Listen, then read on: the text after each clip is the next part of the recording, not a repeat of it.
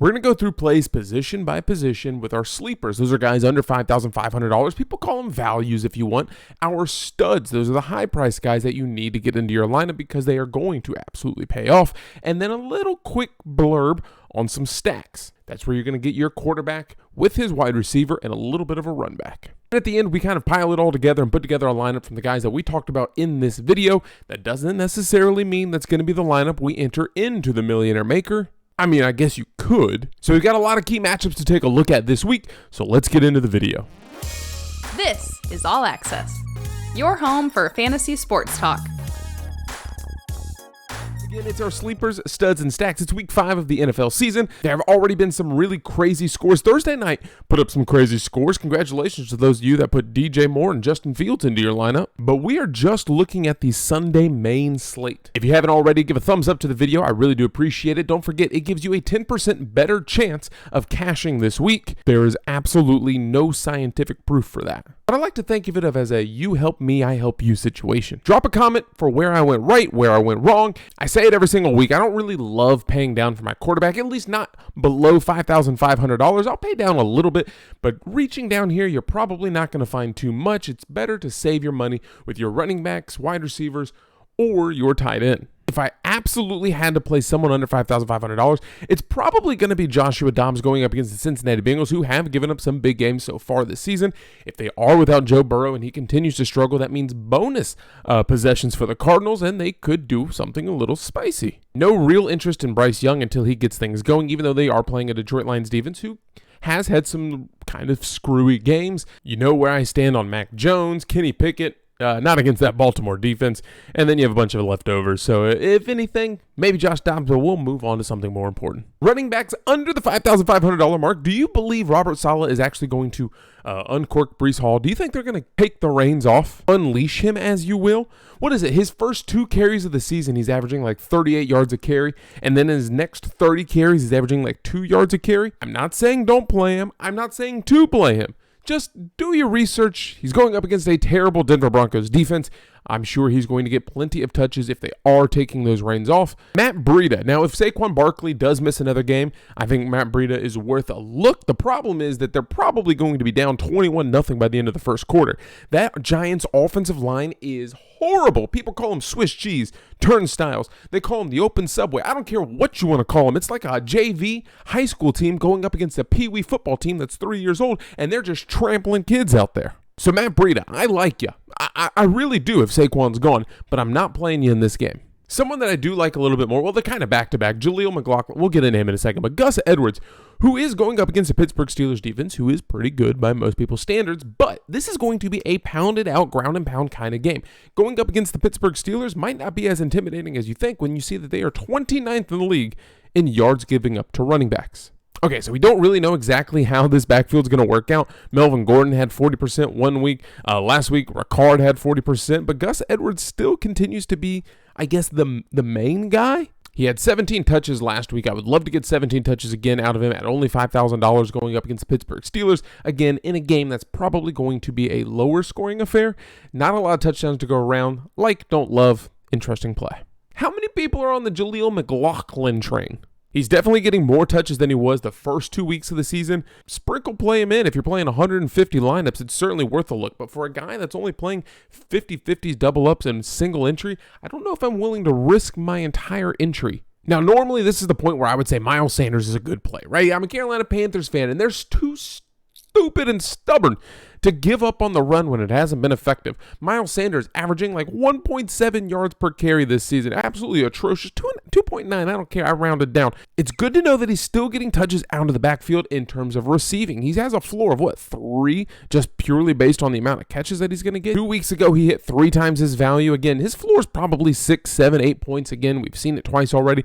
I would love this normally, except for the fact that the last time the Carolina Panthers played the Detroit Lions, they ran for like 300 yards, broke their will, and kept them out of the playoffs. And they are coming back angry, and they already have one of the best, if not the best, run defense in the league. $5,200. I think this week I'm going to have to pay up for running back and find some real value at the wide receiver and tight end position. All of that to say that my favorite play under $5,500 for the running backs is going to be Dameon Pierce against the Atlanta Falcons. Now, Atlanta Falcons do have a better defense. They have improved. They are ball hawks. If you look at Jesse Bates, who has like 4 turnovers on the season already, they're going to make CJ Stroud beat him. However, that's what he's been doing, and I think they kind of revert away from that and try and get him into trouble. Just hand it off to Dameon Pierce, who's gotten better over the last few games. And now if Dameon Pierce has what is probably average, below average for his capability of 14 for 31, again, 15-31, and a touchdown, you're getting 14 points out of him. And I think he is more than capable of doing that against this Atlanta Falcons team. We talked about it. There's not a whole lot of cheap options for running backs this week, so I think you have to find some real value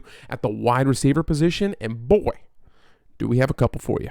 Zay Flowers came out red hot to start the season, then he's kind of leveled off a little bit. 10, 5, 5. Maybe we do have another 10-target game coming when it's back and forth so far on the record. But we already know that Mark Andrews is going to be the favorite target when they get into the red zone. Tutu Atwell at $5,300 if Cooper Kupp is out. Obviously, this is going to be worth a choice because Philadelphia is going to be putting up points. LA Rams could be chasing. Now, if Philadelphia just runs the ball, there's not going to be a whole lot of clock. That means they're not going to get a whole lot of time for offensive plays, which really eats into that. But Tutu Atwell is going to be on the receiving end of some of those passes with so much attention probably going to be on Puka Nacua if Cooper Kupp is out. Adam Thielen, I have said it 2 weeks in a row that I'm not going to say it because I thought it was a good play. For the 3rd week in a row, 4th week in a row, a good play to me. He is the target hog so far on this Carolina Panthers team. 9 targets, 14 targets, 8 targets.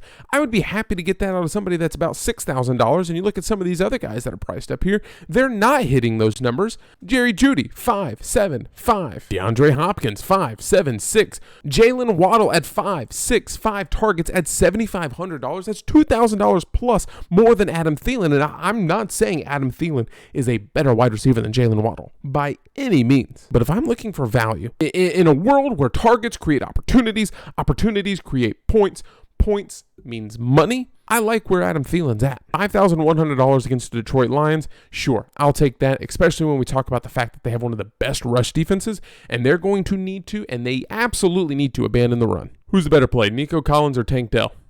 If you ask me, Nico Collins. Are the Giants terrible? Yes. The offensive line is not good enough to let Jalen Hyatt show off his speed down the field. Eventually, they'll get it worked out, and Daniel Jones will find him, but for right now, they are terrible. They're trying to get Jalen Hyatt more involved, 60%.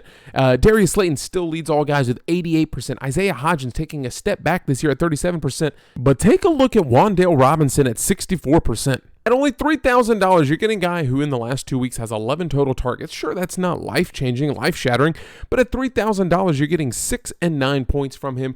Get into the end zone against a Miami team that's going to score way too quickly against your terrible defense. You're going to get the ball back. You're going to be chasing points. You're going to need to throw the ball. Wan'Dale Robinson could be the guy. But if I can get 7 targets and a touchdown out of him and get 15 points, I'll take that all day at $3,000, and I think it's absolutely worth a shot. 2 more guys that I really do like, and I'm not going to be the only one talking about them. Tyler Boyd, pay attention. T. Higgins dealing with a little bit of a rib fracture.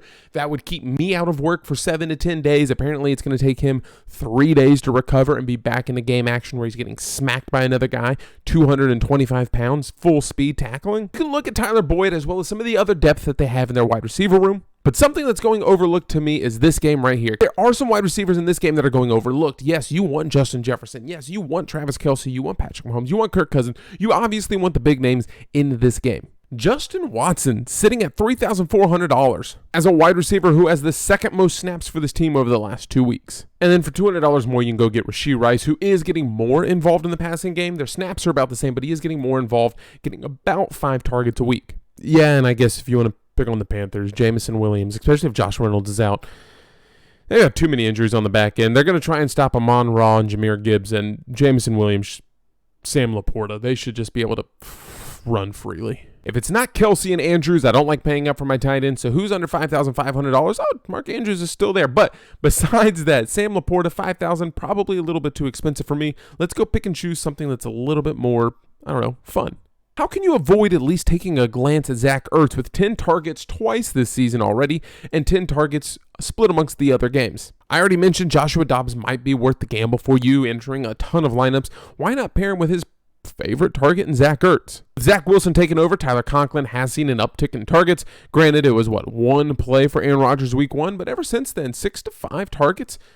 I feel pretty good with that, and you're going to be comfortable going up against a Denver Broncos team that's susceptible to the pass. They don't generate a lot of pressure. Their linebackers struggle in coverage, and their defensive backs, with losing Justin Simmons a few weeks ago with a hamstring injury, has really been struggling. I think that's going to open up a lot of things underneath. The Indianapolis Colts wide receiver room is something that has just been mind-boggling. One week it's Kylan Granson, then it was Mo Alley, then it was Ogletree last week, and then Will Mallory had a splash week in there for no reason whatsoever. But Tennessee is really good against the run and not great against the pass. The defensive backs have yet to be seen this season, and I think Anthony Richardson is going to have some availability to throw the ball to an open receiver, or in this case, a tight end. Now it's our studs, and these are the guys that are priced at the top tier that you need to get and put in your line. This is why we looked at some of the value plays first. I've smashed 2 guys in here that are dirt cheap so that we can go get some of these high-end guys. Patrick Mahomes, I don't have to tell you, there's a lot to love there. Jalen Hurts going up against the LA Rams, sure, his rushing upside is massive. Same for Lamar Jackson, same for Tua, same for Anthony Richardson. The cheapest of the bunch, and is probably putting up the most average points per game if you eliminate the one where he only played essentially 1 quarter. If Jonathan Taylor plays, that might eat into his red zone look a little bit, running into the end zone, but it also gives him a chance for a lethal RPO option, and something that Tennessee doesn't have film on is him with Jonathan Taylor if he plays. Kirk Cousins, there's a lot to love there. CJ Stroud going up against Atlanta, a better defense than I anticipated in the Atlanta Falcons. Not great, CJ Stroud's just been playing lights out somehow.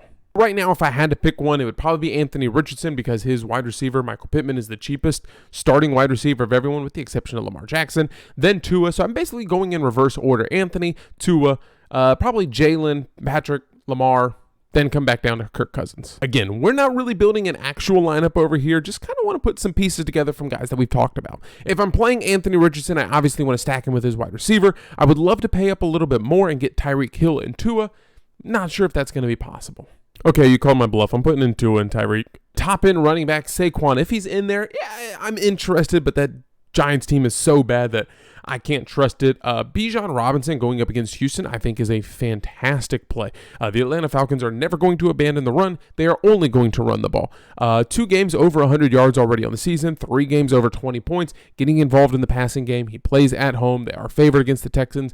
He is in a great spot. At $7,700, it's expensive, but it's not outrageously expensive. In a week where you don't have Christian McCaffrey, what better option do you have at running back high end than Bijan Robinson? Maybe Derrick Henry and then David Montgomery if you trust him against the Carolina Panthers. I personally don't want to pick against my own team, but David Montgomery's probably going to smash him in the mouth for 2 touchdowns. Alvin Kamara in his first game back, 14 targets is absolutely absurd. Going up against a Patriots team that's good defensively. I mean, they're good, but the Saints defense is even better, and I think they're going to make Mac Jones create some turnovers. They're going to get him into trouble. Alvin Kamara is going to be in a really good spot to continue to get involved in the passing game. If you have to choose between Mostert, and Achane, I think you lean here rather than Mostert at this point, but it was 7 attempts, 5 targets. 8 attempts, 5 targets. There's not a whole lot of separation there. I really do think anyone that's in this range is worth a pick. It's only $300 separating them. I'm not sure if you're going to get a whole bunch of separation. The Giants are terrible. $5,300 does not leave us a lot, so if he has to come out, he's coming out. The high-end wide receivers, Justin Jefferson's almost a plug-and-play at the wide receiver position, 27, 28, 30, 26. You're never going to go wrong with him. $9,000 is steep. If you're paying down for running backs, sure, you can probably fit him in. I'm leaning Tyreek Hill at this point, but I certainly think it's a good play. A.J. Brown getting double-digit targets 3 out of the first 4 games so far in the season. Jamar Chase, not really sure what we're going to get out of him with or without Joe Burrow. More consistency elsewhere on the map. Sure, Jamar Chase could have a big game. If you want to be different, go for it. Again, this isn't our final lineup. Just talking about some of the names that we've gone over throughout the video. If we put in Adam Thielen, it still leaves you with a chance to get T. Higgins, if healthy, but I'm probably going to be fading. Michael Pittman, we talked about the defensive back situation for Tennessee. Jerry Jeudy against the New York Giants. Garrett Wilson going up against a bad Broncos defense. DeAndre Hopkins against the Indianapolis Colts, who have struggled. They haven't gotten him as involved as they probably want. Nico Collins, wide receiver 1 for the Houston Texans right now against the Atlanta Falcons. The clock is not going to stop moving in that game. CJ Stroud completing every pass. Bijan Robinson just running wild against that defense. Zay Flowers against the Pittsburgh Steelers.